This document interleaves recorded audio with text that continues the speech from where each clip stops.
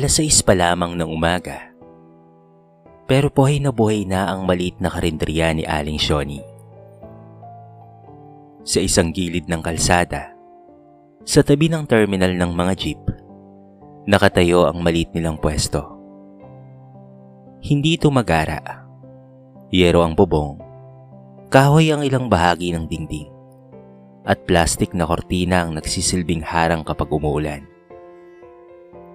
Pero araw-araw, dinadayo ito ng mga tricycle driver, construction worker, empleyado, at mga estudyante. At ang dahilan? Ang lutong bahay ni Mang Pablo. Pablo, dagdagan mo nga yung munggo. Ang daming tao. Sigaw ni Aling Shoni mula sa harapan. Oo, Shoni, sandali lang, sagot ng lalaki habang abala sa kalan. 52 taong gulang si Pablo. Payat siya, bahagyang kuba, at palaging nakasuot ng kupas na t-shirt at lumang pantalon. Kapag nagtatrabaho, pawisan ang noo niya at may bahid ng mga mantika ang kanyang mga braso. Kung titignan sa unang tingin, hindi mo aakalain na siya ang dahilan kung bakit halos 15 taon nang tumatakbo ang karinderya ni Aling Shoni. Hindi rin niya kailanman ipinagyabang ang kanyang galing. Tahimik lamang siya, nagluluto, naglilinis at nag-aayos. At kapag may customer na nagsasabing, "Ang sarap po," simpleng ngiti lamang ang isinasagot niya. Pablo, 2 order ng adobo. 2 rin sa sinigang. Pablo, paubos na ang kanin. Sunod-sunod ang tawag sa kanya. At kahit abala, hindi siya nagrereklamo. Ngunit isang araw, dumating ang anak ni Aling Shoni na si China. 27 taong gulang si China at ilang taon na ring nagtatrabaho sa Maynila. Sanay siya sa mga restaurant na malinis, moderno at maayos ang mga empleyado. Pagpasok niya sa karinderya, agad niyang napansin si Mang Pablo. Napakunot ang noo niya. Ma? Tawag niya kay Aling Shoni. Siya ba yung kusinero natin? Oo, si Mang Pablo. Tinitigan ni China ang lalaki mula ulo hanggang paa. Ganyan ba siya palagi? Papaanong ganyan? Matignan mo naman ang dumi-dumi ng damit, ang luma ng sapatos, tapos pawis na pawis. Napabuntong hininga si Aling Shoni. Anak, kusinero yan, hindi modelo. Hindi sumagot si China. Sa halip, tumingin siya sa mga customer. Ma, gusto nating umunlad dito, hindi ba? Kung gusto nating gawing mas malaking negosyo to, kailangan nating ayusin ang lahat. Hindi alam ni China na sa araw ding iyon, may isang pangyayari na tuluyang magpapabago sa buhay nilang lahat. Bandang tanghali, napansin niyang may inilalagay si Mang Pablo na ilang ulam at kanin sa isang lumang lalagyan. Lumapit siya rito. Anong ginagawa mo? Nagulat si Mang Pablo. Ito ba? Oo, saan mo dadalhin yan? Sandaling natahimik ang lalaki. May pagdadalhan lang. Pagdadalhan? Ulit ni China. Bayad ba yan? Hindi sumagot si Mang Pablo. Doon lalong uminit ang ulo ni China. Hindi to libreng pagkain, no, Mang Pablo? Napalingon ng ibang mga empleyado. Maging si Aling Shoni ay napahinto. China! Mahinang tawag ng ina. Pero hindi umatras ang anak. Ma, ilang beses na kaya itong nangyari? Napatingin si Mang Pablo sa sahig. At sa unang pagkakataon, nakita ni Aling Shoni ang sakit sa mga mata ng kanyang matagal ng kusinero. Hindi nila alam na ang pagkain sa lalagyan ay hindi pala para kay Pablo at lalong hindi nila alam kung sino ang naghihintay dito sa kabilang bahagi ng barangay. Dahil sa isang maling akala, malapit nang mawala sa kanila ang taong hindi lamang nagluto para sa kanilang negosyo, kung hindi ang taong tahimik na tumulong upang mabuhay ito.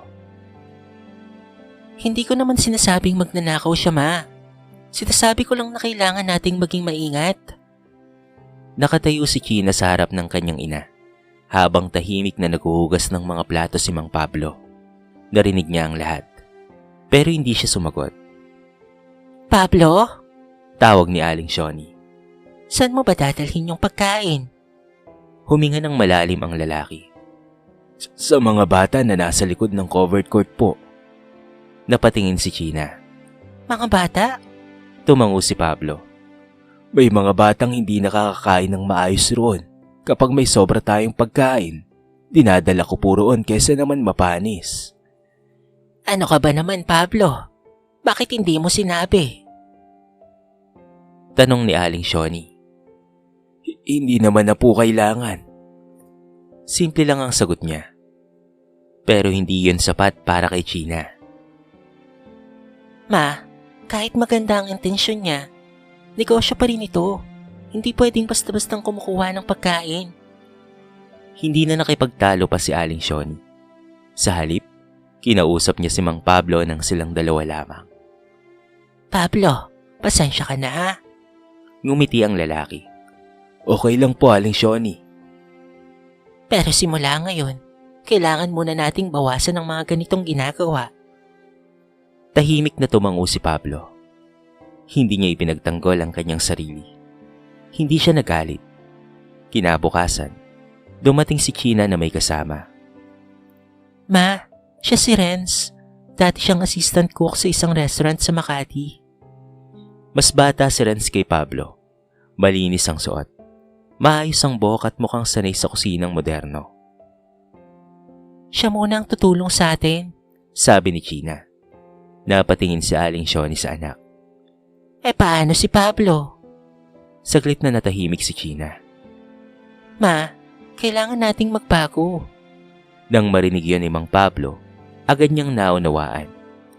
Kinabukasan, hinarap niya si Aling Shoni. Shoni, kung desisyon mo na kailangan mong maghanap ng iba, naiintindihan ko. Namumuo ang luha sa mga mata ng matanda. Pablo, hindi ko naman gustong mangyari to. Alam ko naman yon. Naiintindihan kita. 15 taon ka sa akin nagtatrabaho. Pero mas mahalaga na maging maayos ang negosyo ninyo. Yon ang huling araw ni Mang Pablo sa karinderya. Walang sigawan. Walang eksenang palabas. Kinuha lamang niya ang lumang bag niya. Isinuot ang kupas na sapatos at nagpaalam sa mga kasamahan. Salamat sa lahat ha. Salamat sa inyo. Paglabas niya, ilang sandali siyang tumigil sa tapat ng karinderya. Tinignan niya ang karatulang matagal niyang tinulungan upang maging kilala. Pagkatapos, ay naglakad siya papalayo. Samantala, masayang-masaya si China. Matignan mo, mas profesional na tayo ngayon. Ngumiti si Aling Shoni, pero pilit lamang. Tanghali na nang dumating ang unang dagsa ng mga customer. Boss, bakit parang iba ang lasa? Wala na ba si Mang Pablo? Nasaan yung luto niya? Isa-isa silang nagtatanong. Kinabukasan, mas kaunti ang kumain. Sa ikatlong araw, may ilang suki na hindi na bumalik. Pero ayaw pa ring aminin ni China ang problema. Babalik rin sila, Ma. Hindi sumagot si Aling Shoni. Alam niyang may bagay na hindi kayang palitan ng malinis na uniforme o magandang presentasyon. Ang tunay na lasa ng isang tahanan ay hindi basta-bastang natututunan. Lumipas ang isang linggo at sa wakas, napansin ni China ang nakakatakot na bagay. Mas kaunti na lamang ang laman ng kaha. Mas kaunti ang mga customer at mas marami ang natitirang pagkain. Nang gabing iyon, habang nagsasara sila, lumapit si Aling Shoni sa anak. China, anak? O bakit, Ma? Baka nagkamali tayo. Napatingin si China sa ina. Anong ibig niyong sabihin, Ma? Hindi kaagad sumagot si Aling Shoni. Sa labas, unti-unting humihina ang ingay ng kalsada. At sa unang pagkakataon, pareho nilang naramdaman ang bigat ng pagkawala ng isang taong akala nila ay basta-basta lamang nilang mapapalitan. Hindi nila alam na ang pagkawala ni Mang Pablo ang magiging simula ng tuluyang pagbagsak ng kanilang karinderya. Lumipas ang halos 2 buwan mula nang umalis si Mang Pablo. Sa unang mga linggo, pilit pa ring ipinapakita ni China na maayos ang lahat, kahit kakaunti na lamang ang mga customer. Hindi niya ipinapahalata sa kanyang ina na nag-aalala siya. Babalik rin ang mga tao, Ma. Lagi niyang sinasabi. Pero hindi na bumalik pa ang dating sigla ng karinderya. Maging ang mga suki na halos araw-araw kumakain noon ay unti-unti nang nawala. May ilan na lumipat sa ibang karinderya. May iba namang nagsabing hindi na pareho ang lasa. At higit sa lahat, nawala ang tiwala ng mga tao. Isang hapon, binuksan ni Aling Shoni ang kaha. Halos kalahati na lamang ang laman nito kumpara noong mga nakaraang buwan. Gina? Mahinang tawag niya. Bakit, Ma? Hindi na natin kakayanin to ng matagal. Napatigil si Gina. Anong ibig niyong sabihin? May utang tayo sa supplier. 2 buwan na rin tayong hindi nakakabayad ng boss sa renta. Napaupo si Gina. Bakit hindi mo sinabi sa akin? Dahil ayokong dagdagan pa ang iniisip mo. Hindi nakasagot si Gina. Kinagabihan, dumating ang may-ari ng pwesto. Aling Shoni, naintindihan ko naman ang sitwasyon ninyo. Pero negosyo rin ito. Kung hindi nyo mabayaran ang renta sa susunod na linggo, kailangan ko nang ipagamit ang pwesto sa iba. Parang may humampas sa dibdib ni Aling Shoni. 15 taon niyang pinaghirapan ang maliit na karinderyang iyon. Doon niya pinag-aral si Gina. Doon niya binayaran ang mga gastusin sa bahay. At doon niya nakilala ang mga taong naging parang pamilya na rin niya. Ngayon, bigla na lamang mawawala ang lahat. Pagkaalis ng may-ari, tahimik silang mag-ina. Hanggang sa hindi na napigilan ni China ang kanyang sarili. Ma, sana nakinig ka sa akin noon. Napatingin ang ina. Ano? Sabi ko, kailangan nating baguhin ang negosyo. Kailangan nating gawing mas profesional. Napailing si Aling Shoni. Hindi yan ang problema, anak. Ano? Tahimik na tumingin ang matanda sa kusina. Ang problema, nakalimutan natin kung bakit tayo minahal ng mga customer. Napayuko si China. Pero hindi pa rin niya kayang tanggapin. Dahil lang ba kay Mang Pablo? Hindi lang dahil sa kanya. Huminga ng malalim si Aling Shoni. Dahil sa mga taong tulad niya. Sa mga taong hindi natin napansin ang halaga. Kinabukasan, mas malakas ang ulan kesa sa karaniwan. Pagsapit ng hapon, nagsimulang pumasok ang tubig sa karinderya. China, iangat mo yung mga gamit. Nagmadali silang maglipat ng mga kaldero, rice cooker at ilang sako ng bigas. Pero hindi lahat ay nailigtas. Nasira ang ilang kagamitan, nabasa ang mga sangkap, at ng gabing iyon, tuluyan nang nagsara ang karinderya. Nakaupo si China sa isang basang bangko habang pinagmamasdan ng lugar na dati ay puno ng tao. Walang tawanan, walang kumakalansing na kutsara, walang sumisigaw ng order. Tahimik lang. Kinabukasan, habang hawak niya ang kanyang cellphone, may nakita siyang video mula sa isang dating suki. Isang maliit na mesa, ilang kaldero, at sa harap nito, isang lalaking pamilyar sa kanya. Si Mang Pablo. Nagluluto siya ng libreng pagkain para sa mga construction worker at ilang batang kapos sa pagkain. Sa video, may isang matandang lalaki na nagsabi, "Kapag si Mang Pablo ang nagluto, alam mong may malasakit at napakasarap." Hindi maalis ni China ang kanyang tingin sa screen. Naalala niya ang araw na pinalayas niya ito. Naalala niya ang lumang damit, ang pawis nito sa muka, ang lalagyan ng pagkain, at ang salitang binitawan niya. Biglang tumulo ang luha niya. Ma? Lumapit si Aling Shoni. Bakit, anak? Ipinakita ni China ang video. Matagal na tumahimik ang ina. Pagkatapos ay sinabi niya, Anak, baka panahon na para aminin natin na nagkamali tayo. Napayuko si China. Kinabukasan hinanap nila si Mang Pablo.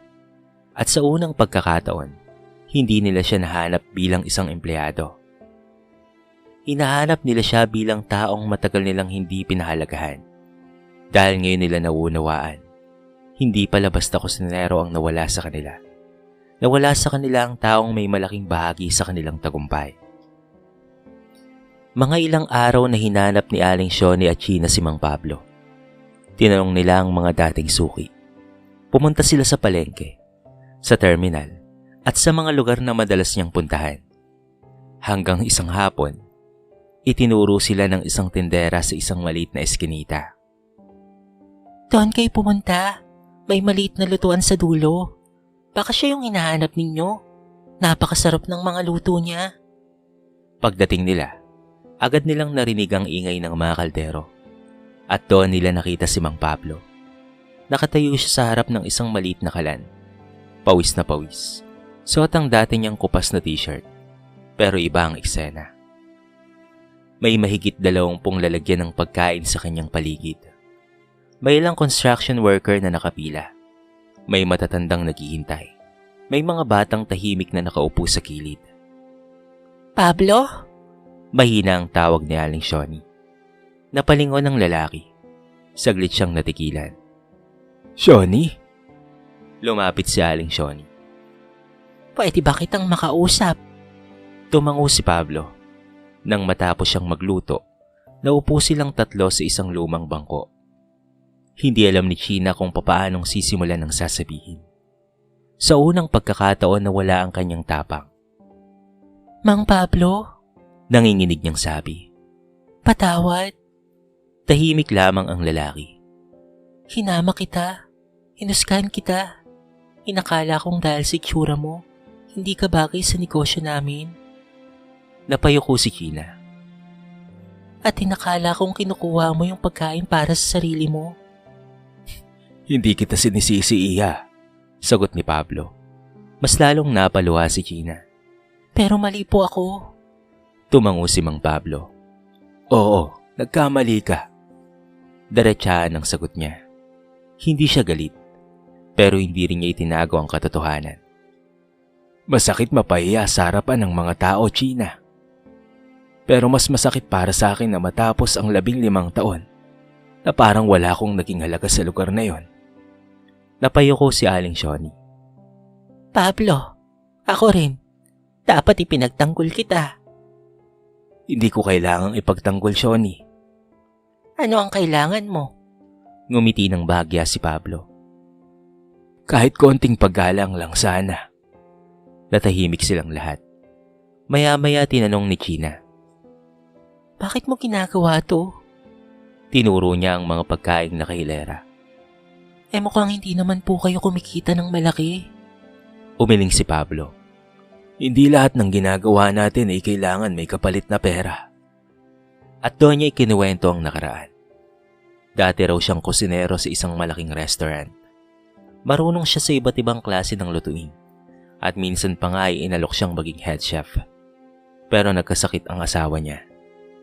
Iniwan niya ang magandang trabaho upang maalagaan ito. Pero matapos ang ilang taon, pumanaw rin ang kanyang asawa. Sa halip na bumalik sa dating marangyang trabaho, mas pinili niyang mamuhay ng simple. Simula noon, sabi niya, kapag may pagkain akong sobra, iniisip ko na lang kung sino ang maaaring makinabang. Naalala ni China ang lalagyan ng pagkain noong araw na yon. Hindi pala pagnanakaw ang nakita niya. Kabutihan pala ito. Pero bakit hindi niyo po sinabi sa amin? Tanong niya. Dahil hindi ko kailangang ipaliwanag ang bawat mabuting bagay na ginagawa ko. Tumulo ang luha ni China. Mang Pablo, gusto naming bumalik ka sa karinderya. Saglit na tumingin si Pablo sa kanila. Hindi. Napatingin silang dalawa. Pero bakit? Dahil hindi sapat ang pagbabalik ko. Tumayo si Mang Pablo at muling hinarap ang kalan. Kung babalik ako, kailangan magbago muna kayo. Natahimik si China. Sa unang pagkakataon naunawaan niyang hindi pera ang kailangan nilang ayusin. Hindi ang menu, hindi ang karinderya, kung hindi ang kanilang mga sarili. At bago sila umalis, isang bagay ang malinaw kay Gina. Hindi niya kailangang kumbinsihin si Mang Pablo na bumalik. Kailangan muna niyang patunayan na karapat-dapat silang bigyan ng isa pang pagkakataon. Kinabukasan, maagang bumalik si Gina sa dating karinderya. Wala nang laman ang mesa. Nakapatong ang ilang upuan sa ibabaw ng mga ito at may alikabok na ang dating makintab na counter. Tahimik siyang naglinis.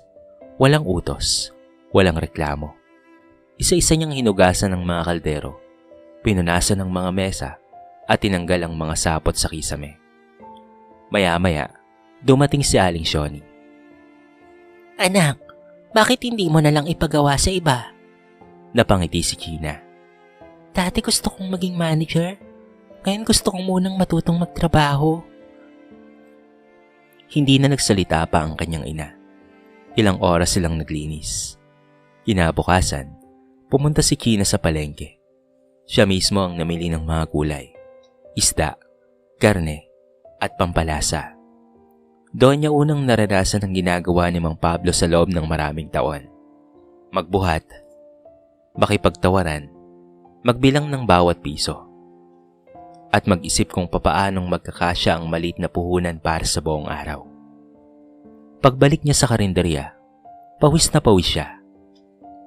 Ma, Sabi niya habang inilalapag ang mga dala. paano niya nagagawa ang lahat ng to araw-araw? Ngumiti si Aling Shoni. Dahil hindi niya iniisip na mababa ang trabaho niya. Makalipas ang ilang araw, muli nilang pinuntahan si Mang Pablo. Hindi na siya inalok ni Sheena ng malaking sahod. Hindi na rin niya sinabi na maging profesional ang lahat. Ang sinabi niya lamang, Mang Pablo, gusto ko pong matuto. napatingin sa kanya ang lalaki. Matuto ng ano? Kung papaanong magpatakbo ng negosyo na hindi nakakalimot sa tao. Matagal siyang tinitigan ni Mang Pablo. Pagkatapos ay ngumiti. Kung ganon, pwede nating subukan. Ngunit may kondisyon siya. Hindi ako pabalik para gawin ang lahat. Tumango si Gina. Bakit?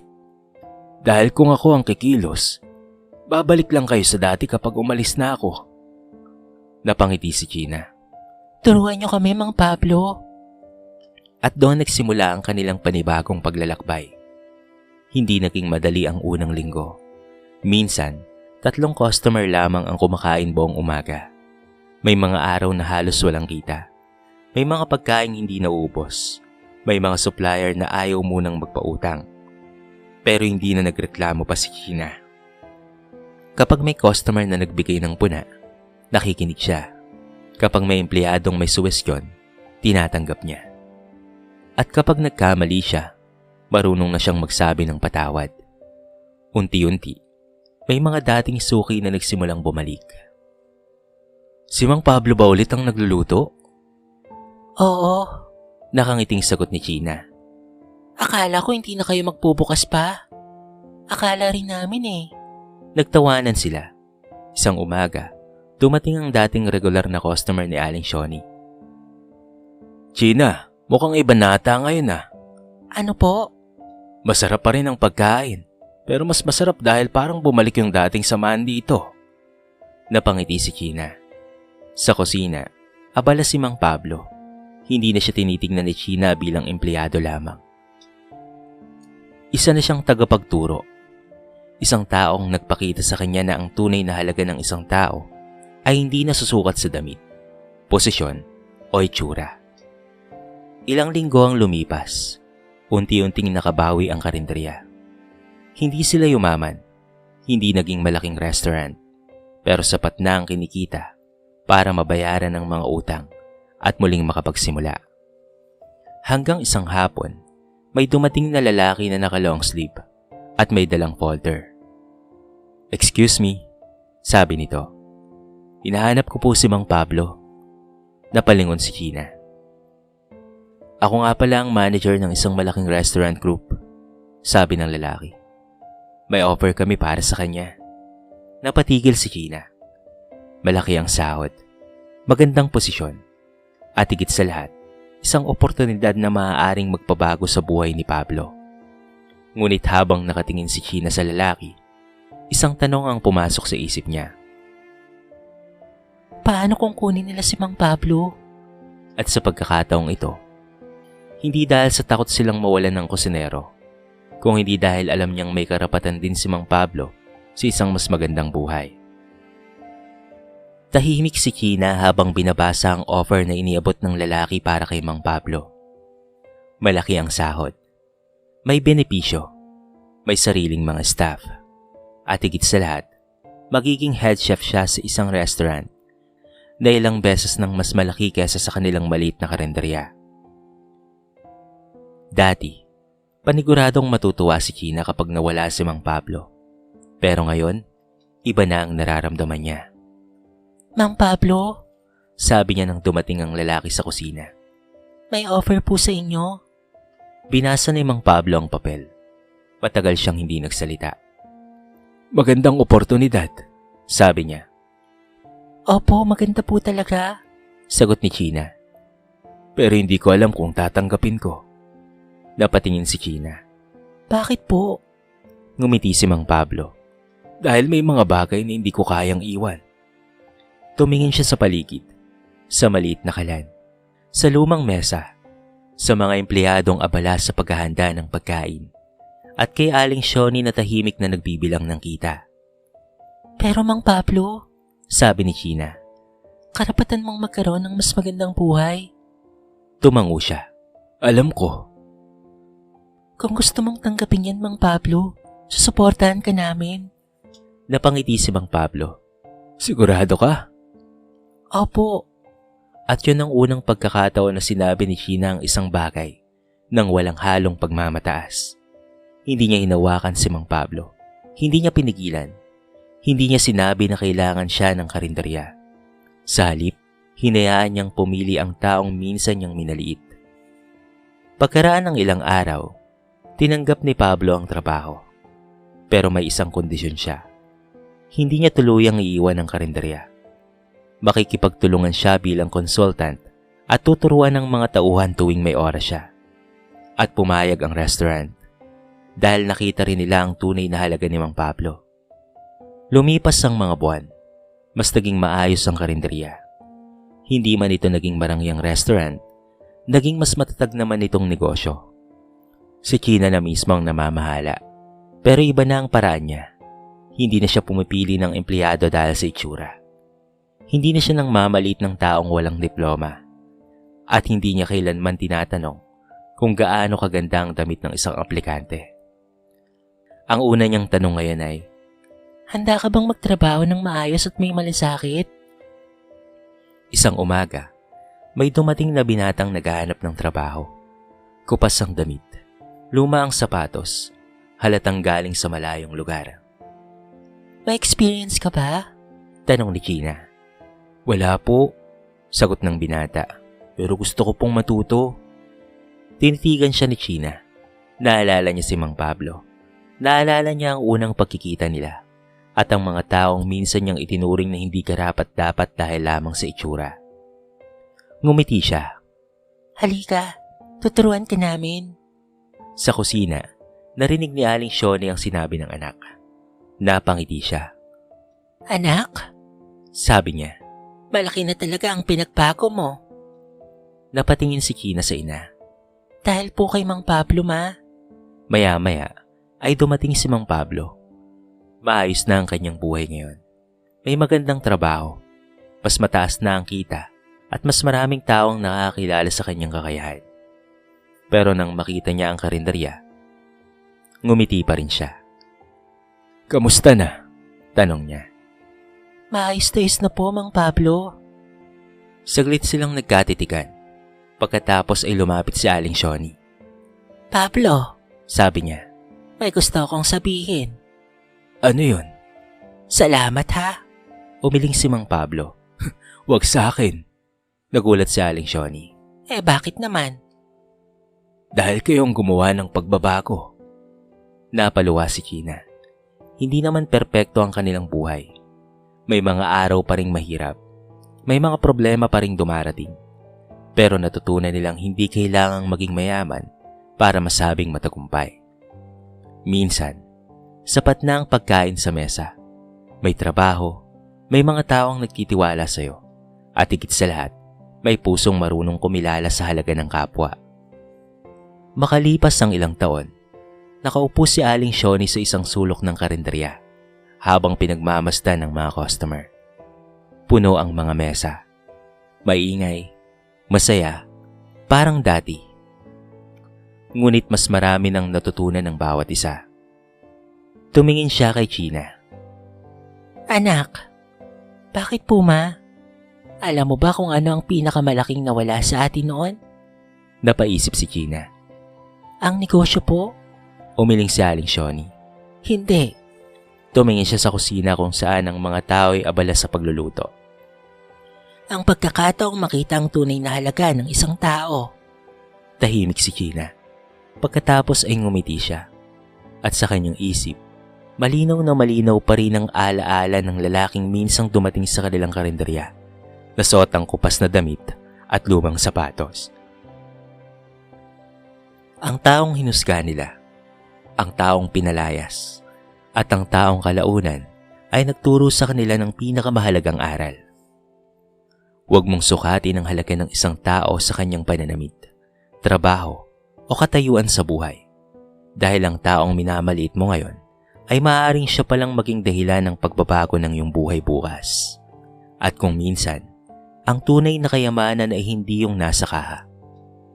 Ito ay nasa mga taong marunong kang patawarin, nasa mga taong tinuturuan kang magbago, at higit sa lahat, nasa kabutihang kaya mong ibigay kahit walang kapalit. Dahil sa huli, hindi si Mang Pablo ang tunay na nangangailangan ng pangalawang pagkakataon. Sina Aling Shoni at China pala. At ang pinakamagandang bahagi ng kanilang kwento, natutunan nila na ang isang pagkakamali ay hindi kailangang maging katapusan. Maaari rin itong maging simula. Simula ng isang mas mabuting tao.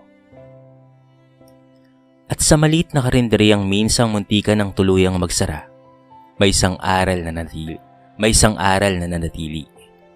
Huwag mong husgahan ang isang tao batay lamang sa kanyang itsura, damit o katayuan sa buhay. Dahil maaaring ang taong minamalit mo ngayon, ang siya palang magtuturo sa'yo kung ano ang tunay na halaga ng buhay. At kung sakaling dumating ang araw na ikaw naman ang mabigyan ng pagkakataong pumili, kung manghuhusga ka o unawa, sana piliin mong umunawa. Dahil baka sa simpleng kabutihang iyon, may isang taong muling magkaroon ng panibagong pag-asa. At baka tulad ni na Aling Shoni, China at Mang Pablo, doon mo rin matuklasan ang tunay na kahulugan ng pangalawang pagkakataon.